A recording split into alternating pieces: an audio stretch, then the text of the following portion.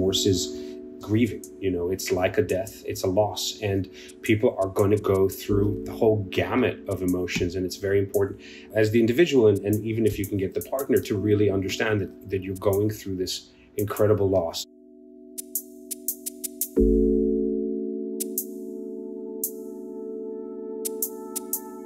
Welcome to LoveLink, your guide to love and connection in all forms. We're your hosts, Simone Humphrey and Sina Simon. Today we have Yaron Schwartzman on the podcast. He's a therapist specializing in addiction and couples work who recently joined the Modern Mind team. Yaron is here to talk to us about how to help couples who've decided to divorce or end their long-term relationship. If you're interested in seeing Yaron for individual or couples therapy, please reach out to info@modernmind.co. That's info@modernmind.co, or visit the Modern Mind website at modernmind.co to learn more about Yaron and his practice.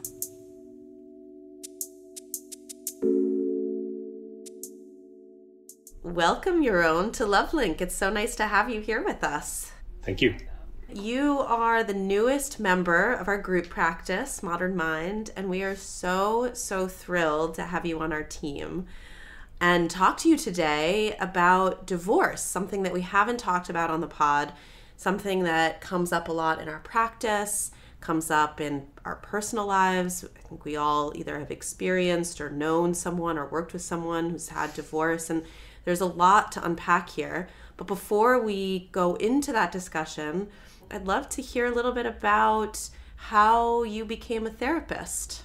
Yeah, thank you. And yeah, to the point about divorce, it's it's a sort of almost a logical extension of the sort of relationship life cycle. So I'm glad that we're getting to talk about it. Yeah, this is a career change for me. I was a film producer and a screenwriter for many years. Had a production company with partners.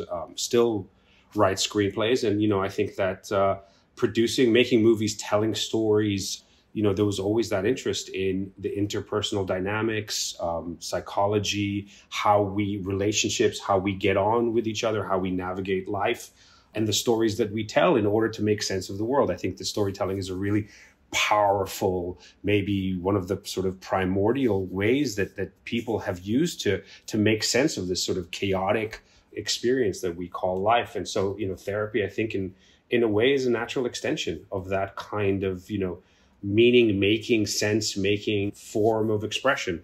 So yeah, I think, when COVID came, I wanted to expand and change some of my horizons. I didn't want to produce films. I was a line producer, which meant I was on set a lot of the time, which is wonderful. But, I have children and I was away from them for a long time. And I just wanted to be somewhere that was closer, but still kind of engaged me on all the things that I was engaged with as a screenwriter and as a producer. And therapies, I think, was really something that I was drawn to and attracted to. Relationships, how people interact on set, in couples, in the world, was something that I was, and still am fascinated by and mystified by and continually trying to understand in my own life and exploring in other people's lives. So I think therapy was, psychotherapy became a natural place for me to go and explore and sort of start my new chapter. And that's where I am. And so, I graduated from NYU, did a master's, and I'm very happy to join Modern Mind and be the newest member of this team. Well, we're really thrilled to have you. Part of what really drew us to you, Yaron, was your global outlook. You're really a global citizen and have a lot of global life experience. And so, something that really drew us to you was your knowledge of what it means to be and feel like an outsider sometimes, and your knowledge of being in different cultures and having to navigate different spaces.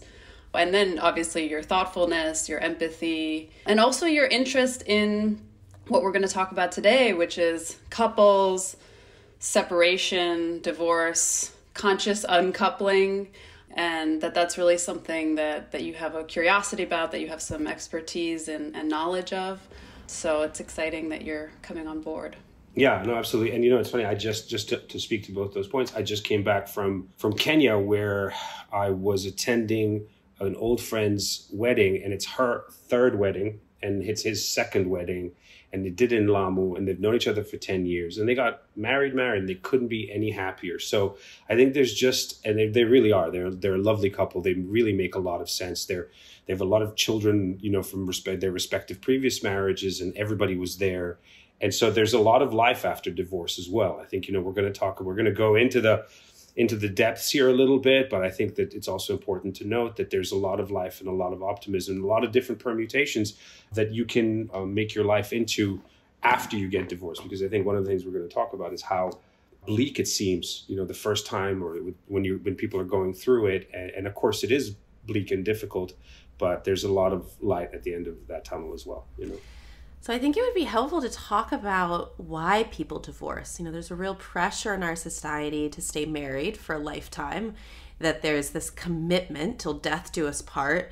And we know that that's not the reality, that 50% of marriages, somewhere around that statistic, end in divorce. And there's a lot of different reasons. So why do people divorce? Why do people separate? It's a great question. I think there's so many reasons, as we all know from our own life experience and clients, and people grow in different directions, and that really is true. Like, for a certain phase of life, a couple might thrive, and then maybe one person wants something different, wants a change. I mean, sometimes that can be concrete, like wants children, doesn't want kids, or wants to pursue a certain career path or location. But it can be a lot of things. It can also be somebody who's done a lot of personal work on themselves, and they don't experience that their partner is like at the same level of introspection and self-growth. I also think about the highly escalated couples I've seen, or couples where there are major attachment injuries. And it's too heavy, it's too big. Like sometimes, for example, having an affair, and it seems like they keep coming back to it, this hurt that they can't get out of it, and it just, at the end of the day, makes more sense to release themselves from the relationship. I think that's right. I think there's just no one answer there. I think there's 4 or 5 different headings which cover a lot of it. I think finances, where you are in your life cycle, priorities, so there are kind of umbrella terms that cover the nuances, but there isn't, I don't think, any one right thing. I think what I've seen more often than not is that, maybe now this generation, they sort of delay a little bit more, but certainly my generation, people got married relatively early, and they didn't know what their priorities really were. They didn't know who they were, and they didn't know how much they would evolve. And in the evolution of their personal growth, there was this bifurcation in the marriage. They just, kind of the old, cliche, but it's true, is that they grew apart. But a lot of the grew apart cliche doesn't often emphasize how much somebody grows within themselves to grow apart. That's the part that, people change. And a marriage where some of the core values weren't really aligned doesn't allow for that, or maybe isn't the best vehicle for that kind of change. And I think the other part of it is that there's just been a less of a cultural commitment to marriage. I think marriage was, it grew up in a place, in a time where the economics of it, the cultural and social aspects of it made it something that you lived with. So there's a lot of marriages that have lasted 50 years, but they're living in lives of quiet desperation and misery, right? And this generation and the next generation, we're not as willing to accept that. We're not as willing to accept that. And divorce is a much better solution, a much better conclusion to arrive to, a much healthier conclusion to arrive to for many people. So it's not to say that because people stayed married a generation or two ago for the duration, they were necessarily doing the right thing for themselves, but they were doing what was culturally expedient, Yeah. We put a lot more value and expectation on satisfaction and gratification in our relationships. And I've found, of course, there's the divorces and separations that are sparked by like an acute crisis. Something happens, there's a real break, there's a real escalation.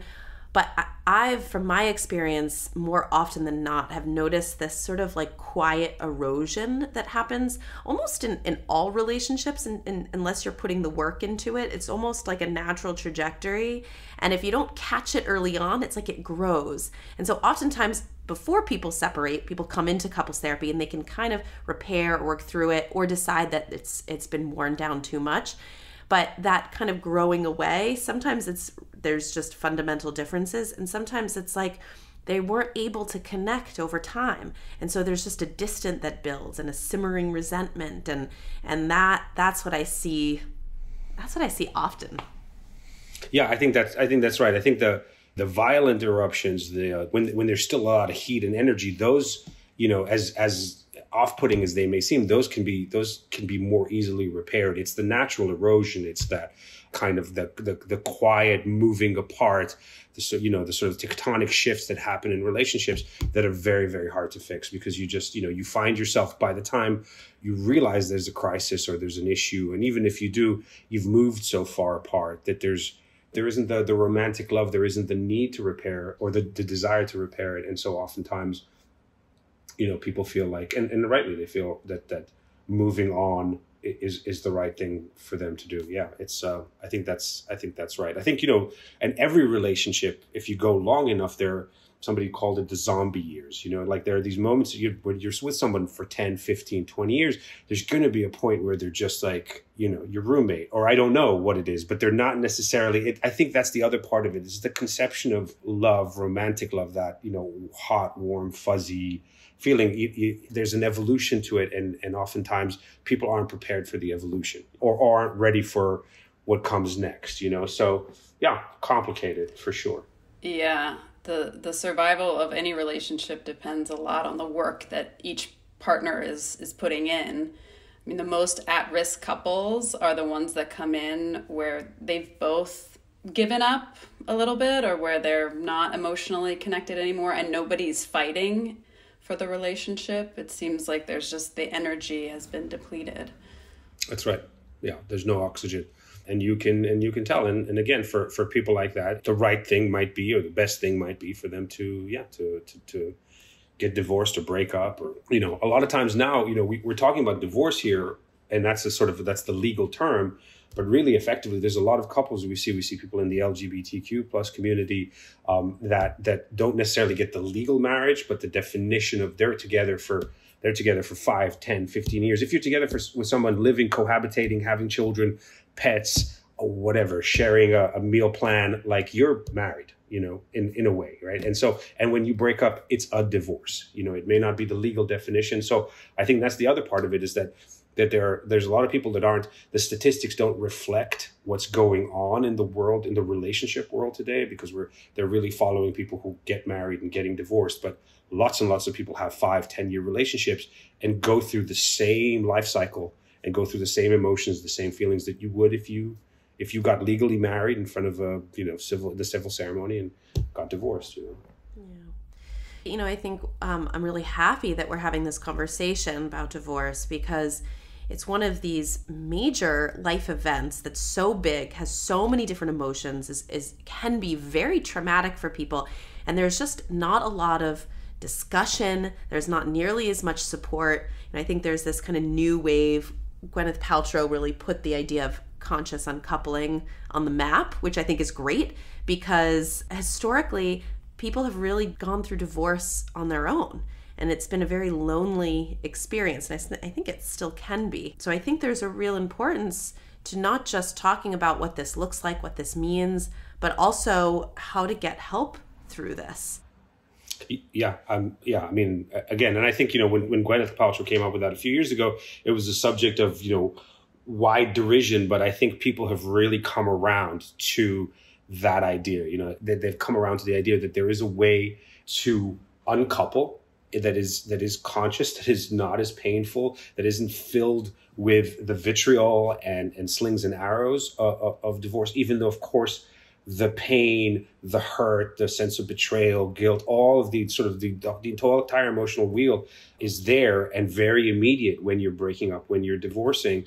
But there's a lot to be said for being able to take a step back, especially we're talking about if you have children, you have other dependents, taking a step back and seeing how much you can metabolize on your own or with the help, with support, so that you're not burning the house down with you inside it. There's a way to do this that mitigates some of that hurt, some of the pain, and some of the destruction that goes along with divorce. So divorce and separation after being together for a long time, which is essentially we can think about as a type of divorce. It's such a common experience, even though people going through it may feel a lot of shame. They feel that there's a lot of stigma around divorce and separating after a long time, especially if there are kids involved. But it really is very, very common. So maybe it would be helpful for us to talk a little bit about the statistics, like how many people are actually getting divorced? What are some of these stats? Because it is kind of like almost part of a person's life cycle, to go through these breakups after being together for a long time. Yeah. So that might be helpful to spend a little time on that. I mean, yeah. So, and I if you've got stats that are different or better or more nuanced than mine, please do. But, according to the APA, it's 50% of first marriages end in divorce, and the divorce rate for second marriages is even higher. It's 60 to 67, 70%. So, I think those stats sort of bear out. The one thing that I came across when I was sort of doing some of the research for our podcast, because these were things that were readily available to me, was that actually some of the statistics have sort of gone down in the last few years, but it's because less people are getting married now. People are, I think, are wary of marriage, are wary of that kind of commitment. And those that tend to jump through that hoop have done the due diligence or are more ready for the commitment, maybe than the previous generation. But I still think the salient statistic, which is, half of marriages end in divorce. Paradoxically, I thought that New York State and Manhattan would be at the national average or even more, considering the fact that everybody thinks we live in Babylon here, but in fact it isn't. New York City, even though it's Manhattan divorce rates ranks highest in the state, it's just still 6.35 divorces per 1,000 people. So it's sort of like a 7% divorce rate, in the general population. In the general population. This includes people that are unmarried or children. Correct. Right. So, so Manhattan, even though Manhattan is higher than Brooklyn, Queens, Staten Island, whatever, it's still off the national statistic. The Manhattan divorce rates are lower than the national average. What's the national rate? The divorce rate in the United States was 3.2 for 1,000 population in 2019. It's still 40 to 50%.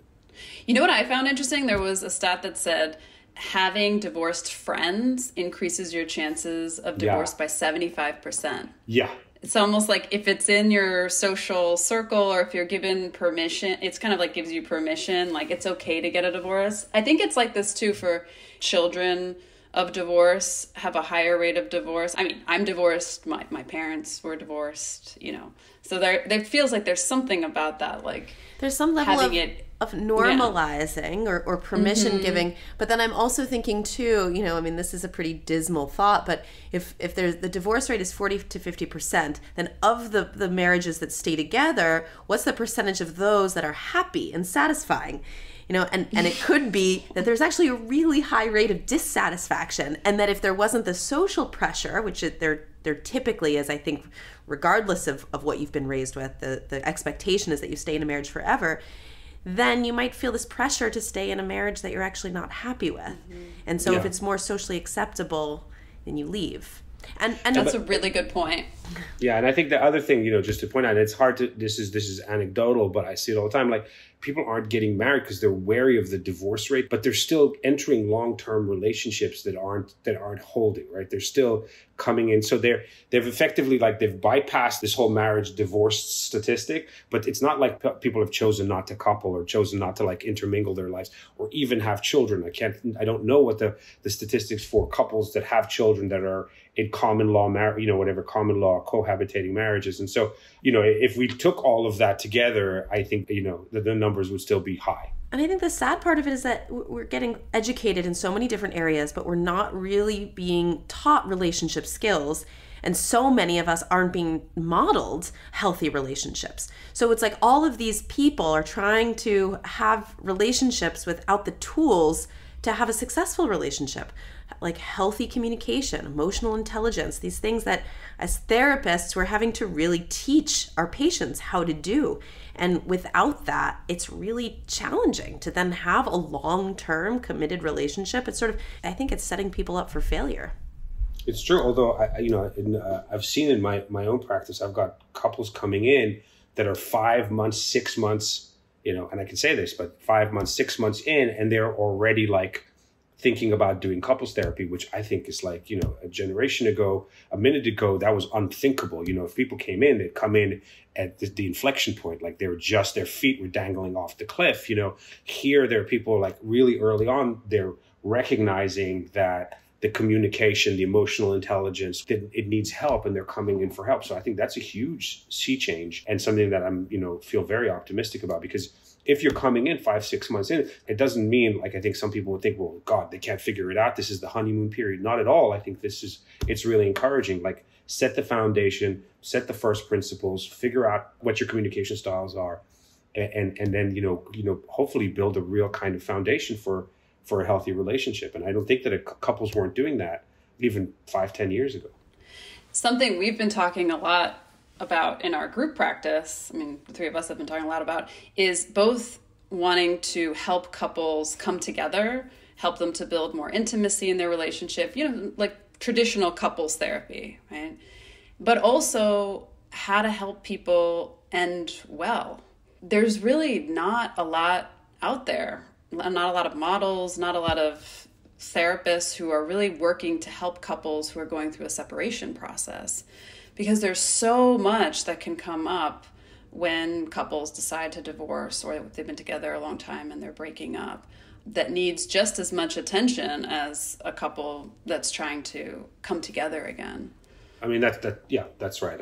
I think that there are models now for therapy that helps couples as they're moving through that process. It is obviously an incredibly painful time, and something that has to be recognized. You're not necessarily trying to like magic their pain away, but you are there as a kind of a process consultant, as an advisor, as a helper, for people to understand, to get a sense of the bigger picture, what's at stake, and how they'd like to conduct themselves, not only with their respective other, but also vis-a-vis the children, if they have any children, or even within themselves.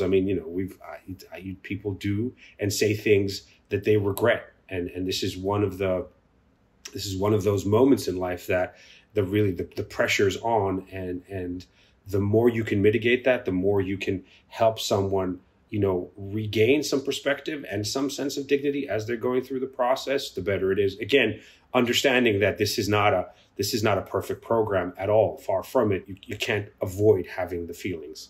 To some degree, you have to run to it, and I think that's a lot of trouble happens in a lot of circumstances when you spend a lot of energy avoiding the pain and you avoiding the emotion. So I think some of what we do here is helping people run towards it or walk towards it with their eyes open, and try to like process the feelings and their reactions to them as they're going through it.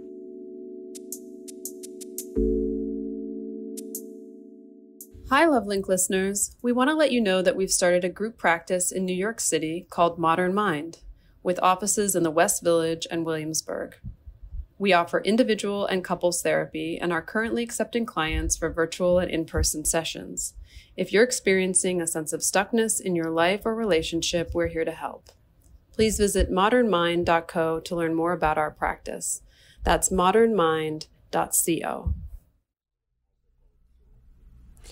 So, Yaron, I'm wondering if you could kind of walk us through how you work with couples who are going through a separation, and how you help them to consciously uncouple.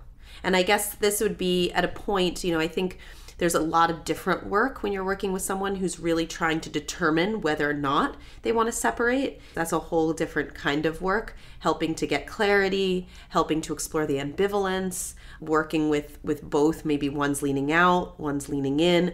But let's say a couple is coming to you or has been working with you and has decided, we do want a divorce. Maybe one doesn't, but the other does, but this is the decision that's happening. What's your approach? How do you work with couples to kind of really do it in a way that's as smooth and as healthful as possible? Yeah, I think that's a great question, and I don't think there's no one size fits all here. But I think one of the first things that I try to do and we try to do is really understand the scope and the magnitude and the stakes of what's happening here, and especially if children are involved. You really want to have both couples understand and acknowledge the importance of the ecosystem that is the family unit, the well-being of the children. I think that's a really good starting point for individuals, because in a divorce, which can be acrimonious at every level, on every front, financial, sexual, emotional, most people that I know can come to terms, or can they agree that the kids' well-being is paramount and that their health is paramount. Even if they don't always behave that way, even if they fall short of the glory, they can, at least in session, in principle, as a foundation stone, can agree that their well-being and their health and their emotional safety is important. And that's where we start, with sort of acknowledging that, agreeing that, and then in a way the behavior and what you do kind of radiates naturally outward from there, and so that's a really like a beginning point. And then a lot of it is, how do you process the feelings and what behavior is or isn't acceptable interpersonally, but also around the children. A lot of stuff about alienating kids, couples, parents do that. The adult children, a lot of times in the pain, they use the child as, of course, as a weapon, but also, when someone's going through a lot of pain, if the child is old enough, sometimes you see them using the child as an emotional crutch. And in many ways, you're serving as the child advocate. Yeah. And really using the child as also a bond between the two of them, that they have to rise above a lot of their defenses towards each other in order for to benefit the child, in order not to traumatize the child. Right. Exactly. And so I think that's right. And I think in the case when there aren't kids, again, the same principles apply. When people share significant material, they're interconnected materially, and there's a lot of stuff to untangle, properties, money, stuff like that. Then again, I think the same principles apply. To how do you want to behave? How do you want to do this in a way that's, for lack of a better word, is classy, retains some dignity for yourself, and gives dignity and grace to the other person, and not easy under those circumstances, because really it's just this moment where you're just going through so much, and it's all coming at you at the same time, and so it's a real battle. Yeah, I think both helping riding these big waves of emotion. There's so many different feelings. There's like grief and sadness of this major loss. There's also longing that's there, maybe regret or a wish to come back together. Then also anger, what feels like often a betrayal if one person is leaving the other, or maybe there has been a series of betrayals in the relationship, and really like giving that space to kind of fully experience some of those emotions and really help each partner witness that raw emotion. So often during a separation, partners are only witnessing the kind of reactionary, defensive, angry, protective stances, and that can be very disconnecting. That can be very like villainizing of the other. And I think really helping people see, oh, this is actually a person who's really wounded, and it's painful, and it's a struggle, and I have compassion for that person too, is really helpful in kind of maintaining some sense of a relationship. No, absolutely. And the one thing the key thing is really validating people through this process. Divorce is grieving, it's like a death, it's a loss, and people are going to go through the whole gamut of emotions. And it's very important as the individual, and even if you can get the partner to really understand that you're going through this incredible loss. And so a lot of validating, empathy, compassion, and understanding that what you're feeling, it's completely normal. There is no wrong answer here. There is no there's no like I have to dial it back. That's not what that's not what we're trying to do here. We're not trying to like tell you that your feelings are too strong or too high or too anything. They're all correct and they're all appropriate. It's just being able to titrate them so that they don't become destructive, But I think that feeling those things is normal and natural, and it's important for clients, for patients to understand that, because oftentimes the other part of it is the shame, that people are like, why, they may never have felt this strongly about anything, they may never have felt this degree of grief or this degree of depression or anxiety in their lives. So a lot of it might be new, it might be something that's completely foreign to them, and they're like, it's crazy making, and it's important to make them understand that this is part of the process. It seems like a lot of people choose to do process the end of a relationship, a divorce, in individual therapy. But it's like the thing that can be so powerful about doing it as a couple is it creates the opportunity to make meaning of what has happened. And that's the thing that gets lost a lot, is people break up and then there's no meaning making, and that can be really devastating. But if they can come together as adults with some kindness, and then be able to talk about, what has this relationship meant to me? What have you meant to me? What will I remember and appreciate about you? What will I miss? That person will always be part of your story. And so it's like that honoring that piece feels so powerful and important. I think, what you're speaking to too is like, there are a lot of heightened emotions. So it's not always so easy to get to that place of kindness and to be able to have a adult conversation, but that there's a lot that can happen there that can be very healing. Right. Yeah. And I think that the other part of that is that, it's, in order to cope with this enormous pain, one of the natural defense mechanisms is to dehumanize the other person. And so this process is a humanizing process, and that's a very complicated and difficult one for people to accept, but ultimately can be incredibly therapeutic because, we how many times have you had a couple where one's like, he's a sociopath, she's a narcissist, he's a this, she's a, and we do that in a way to cope with the pain. And, maybe there are a few narcissists and sociopaths out there, but we're not all that all the time. And so the process can be humanizing, and that ultimately, I think, really serves the individual clients. And separation and divorce is a real opportunity to grow, especially if you've been in a long-term relationship, because, as we know, it really takes two to tango in a relationship, and it's rare where it's just the one person's responsibility for the demise of the relationship. It's usually that both people contributed to it. And if you are totally blind as to how you hold yourself accountable, if you don't understand what you did to erode the relationship, you will bring that with you into your next one. And so it's not just about maintaining a relationship and repairing and maintaining some kind of respect for the other person. It's also about how you want to start your next relationship, how you want to learn and learn from your mistakes and keep growing as a person and strengthen your future relationships. I think all of this work, it helps to be reflective about your own contribution to the end of the relationship, learning from your mistake, learning more about the other person's experience of being in a relationship with you, what the relationship has meant, and going through that process. I think it also maybe can minimize regret, because it's like, oh, I wasn't attracted to this person and spent years with this person for nothing. They offered something to me. We had something. This wasn't a waste of time.